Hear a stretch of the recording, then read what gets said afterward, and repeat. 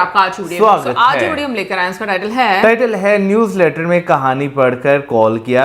55 साल छोटे शांतनु नायडू ऐसे बने रतन टाटा के जिगरी दोस्त। तो चलिए जानते हैं इस वीडियो में, लेकिन से पहले इस वीडियो चैनल का ओरिजिनल लिंक आपको हमारी वीडियो के डिस्क्रिप्शन मिल जाएगा। सब्सक्राइब के, लाइक के, शेयर को, फॉलो करेंगे चैनल को। उसके अलावा लोग चैनल के इंस्टाग्राम लिंक भी हमारी वीडियो के डिस्क्रिप्शन मिल जाएगा। सब्सक्राइब के, लाइक के, शेयर को फॉलो करें। चलिए देख लेते हैं ये वीडियो। 9 अक्टूबर 2024 को रतन टाटा ने अपनी अंतिम सांस ली। अगले दिन एक एम्बुलेंस रतन टाटा के पार्थिव शरीर को लेकर टाटा के घर से निकली तो एक नौजवान बाइक पर एम्बुलेंस के आगे आगे चलता दिखाई दिया। 31 साल के इस नौजवान का नाम है शांतनु नायडू।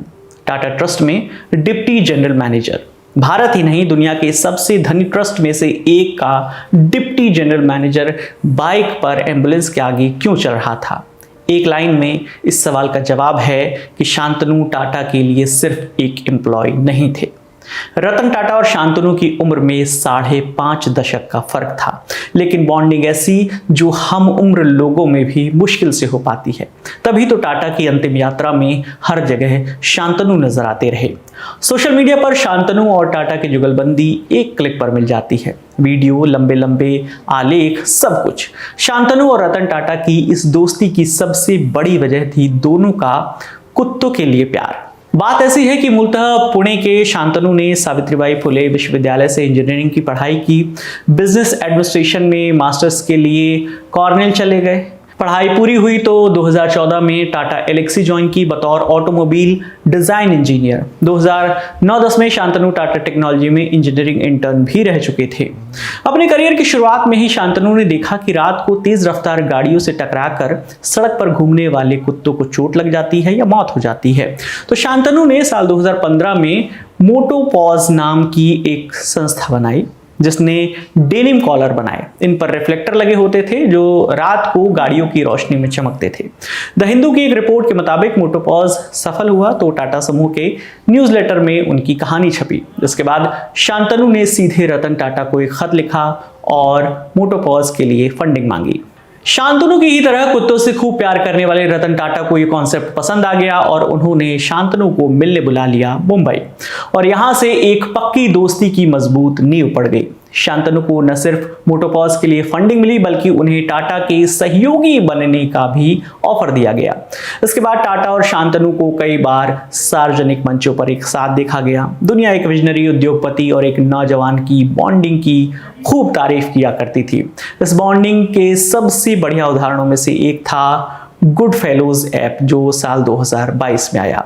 गुड फेलो के जरिए रतन और शांतनु ने अपनी दोस्ती के अनुभव को दुनिया भर में बांटा। गुड फेलोज के जरिए नौजवान बुजुर्गों से जुड़ते हैं, बुजुर्गों को अपनी सांझ बिताने के लिए एक साथी मिलता है, छोटे मोटे कामों में मदद मिल जाती है और बदले में नौजवानों को मिलता है बेशकीमती अनुभव।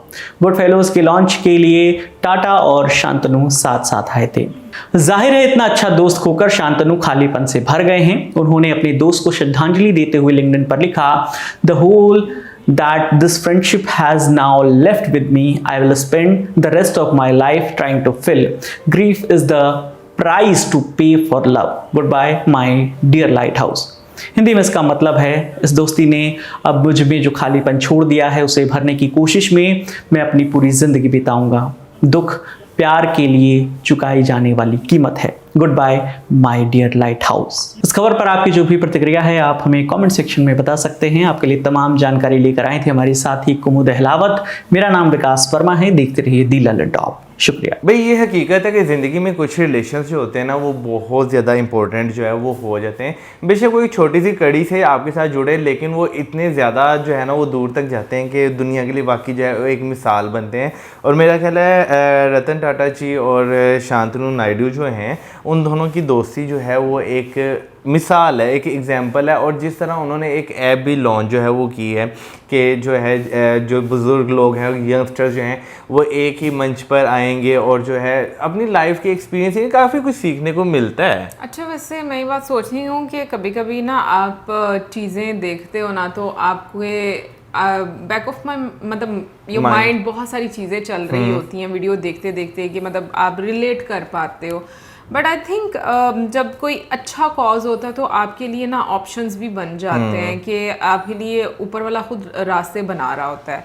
सो अगर हम लोग रतन टाटा जी की बात करें तो मुझे लगता है कि उनके लिए तो हर शब्द छोटा है जो उन्होंने अपनी सारी ज़िंदगी किया है। लेकिन बाकी जिस तरीके से वो स्टार्टअप्स के लिए और लोगों को अपॉर्चुनिटीज़ प्रोवाइड करते थे, तो मैं ये बात सोचती हूँ कि बहुत सारे लोग जो हैं वो उनकी ज़िंदगी का एक हिस्सा मेरा हाल में रतन टाटा जी की याद में रहेगा कि शायद आपको लगता है कि दोबारा से कोई एक ऐसा व्यक्ति आए। नो डाउट उन्होंने बहुत सारे लोगों को सीख दी अपनी लाइफ में भी, और मैं इनफैक्ट कहूँगी कि जाने के बाद भी।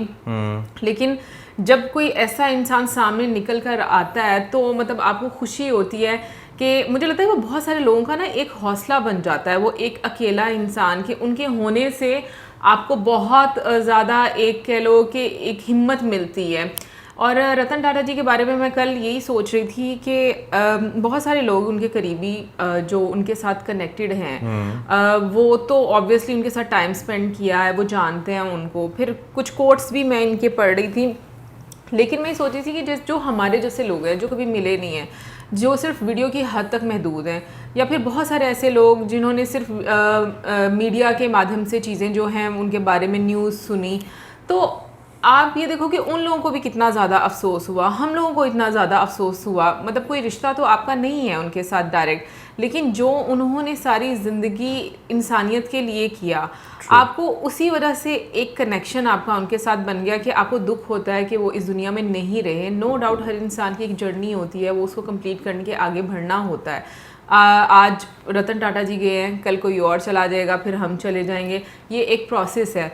बट मुझे ऐसा लगता है जो अच्छे लोग हैं ना, उनके साथ आपको ना मिलकर भी उनकी बातें सुनकर ही ना कहीं पर एक अटैचमेंट हो जाती है, एक आपका कनेक्शन बन जाता है।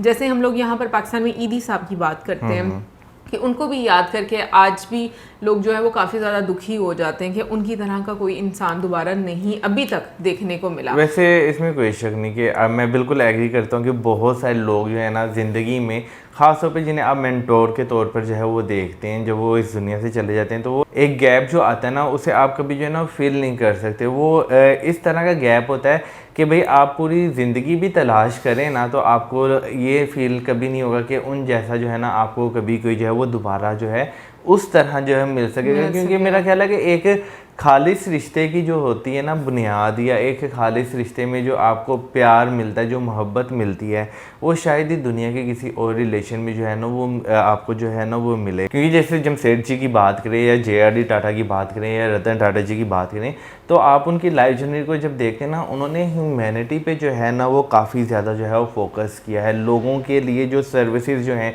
जो किसी ज़माने में एक बहुत लग्जरी हुआ करती थी, वो उन्होंने, मैं कहूँगा एक तरह उनके डोर स्टेप पे, बेशक वो जो है उस ज़माने में ताज होटल ही क्यों ना हो जो उन्होंने इंडियंस के लिए बनाया, वहाँ पे बिजली पैदा करने के लिए सर्विसेज ही क्यों ना हो, या जो है घर घर में जो है वो टाटा नैनो की अगर बात की जाए, या ड्यूरेबल गाड़ियों की बात की जाए जो लग्जरी में आती हैं, आपको जो है वो नज़र आता है कि भाई उन्होंने हर तरह से जो है ना काम किया इंडिया के लिए। अच्छा, वैसे शांतनु की मैं बात करूँगी कि जिस तरीके से उन्होंने एक ऐसी काम जो है वो स्टार्ट किया, वेलफेयर का काम अगर बात करें हम लोग के जैसे कुत्तों के लिए, और वाकई में ये होता है कि बहुत सारे कुत्ते बेचारे इसी तरीके से ही मर जाते हैं एक्सीडेंट से। और मुझे लगता है कि जानवरों के लिए भी काम करना और उनका ख्याल रखना ये बहुत अच्छी बात है, बहुत बड़ी नेकी है। फिर उसके बाद बल्कि मैं कल जो वीडियो देख रही थी, मुझे बड़ा दुख हो रहा था एक चीज़ देखकर कि जो रतन टाटा जी का खुद का उनका जो मतलब कुत्ता था ना जो उन्होंने पाला हुआ था, मतलब उसने सुबह से कुछ खाया नहीं था। और मुझे इतना दुख हुआ सीरियसली। मुझे ऐसा लगता है कि ना जो भी पेट आपका होता है ना, वो बहुत लॉयल रहता है आपके साथ। और सीरियसली वो चीज़ पता नहीं कि उस टाइम पे मेरी आंखों में आंसू ले आई थी जब मैं वो न्यूज़ पढ़ रही थी ना और देख रही थी, क्योंकि मैंने बहुत सारे ऐसे पेट देखे हैं कि जो अपने मालिक के साथ इतने ज़्यादा वो अटैच होते हैं।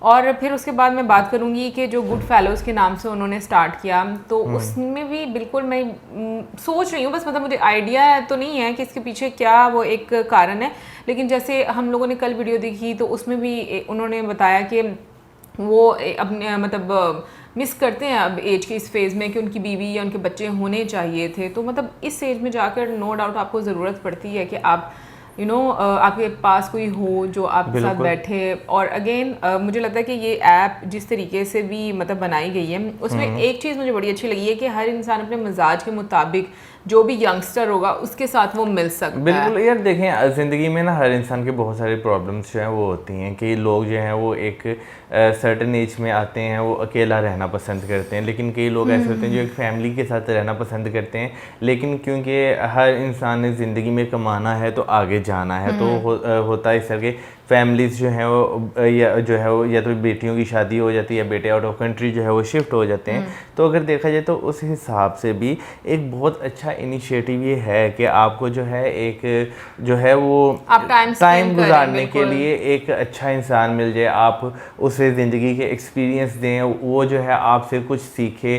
और समटाइम्स आप छोटों से भी कुछ ना कुछ जो है वो सीखते हैं। तो मुझे लगता है एक बहुत अच्छा इनिशिएटिव है ये। एनीवे गाइस, ये थी हमारी आज की वीडियो। आई होप आपको अच्छी लगी होगी। आप भाई का कहना है इसके बारे में ज़रूर बताइए हमें कमेंट सेक्शन में। और इसी के साथ हमारी वीडियो को करें। Good bye.